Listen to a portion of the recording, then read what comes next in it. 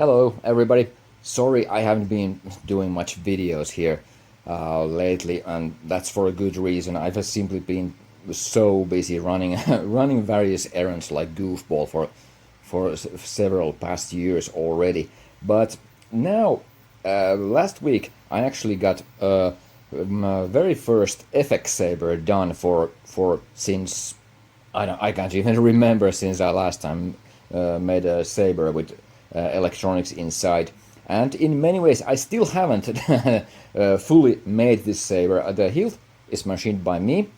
It's aluminium. It's not very complicated. It's actually very basic, so I can machine it in a relatively short time.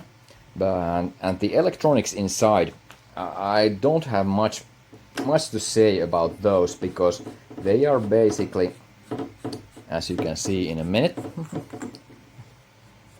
the electronics is a sort of a ready-made core where all the components have already been installed in a plastic cradle, and then you just shove it inside the saber hilt, and you have a fully functional FX Saber on your hands. Now, those you probably have seen these FX cores around. The soundboard in this one, it's not very high end, but it has a whole lot of different sound fonts and changes blade colors and all kind of that funky stuff.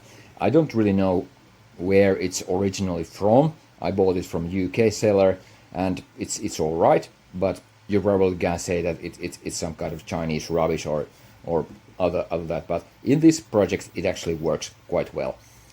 It does have a power on. This very elegant sounding English lady telling what happens. So it's a red blade.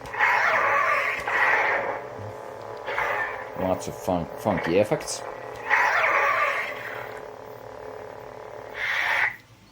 And then you can change the entire font. The protector. And now you have a blue blade and a more light side sound effects. There's also a blaster bolt.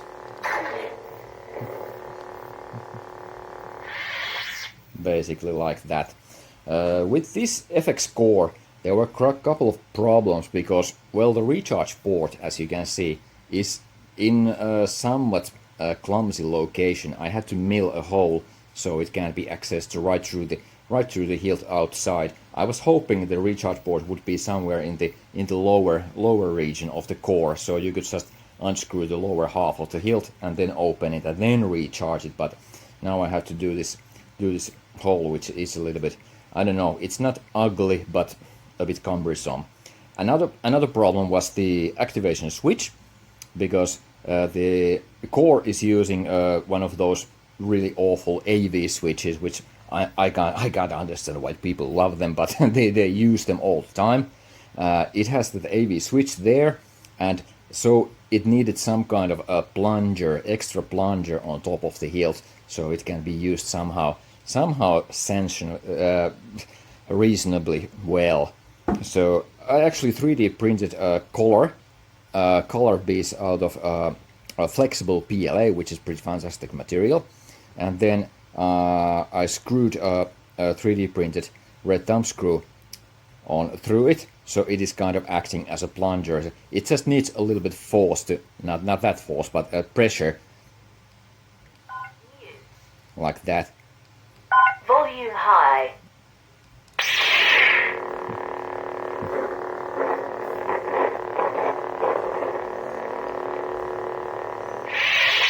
It takes a little bit of finger pressure, but at least you're not gonna accidentally activate the switch.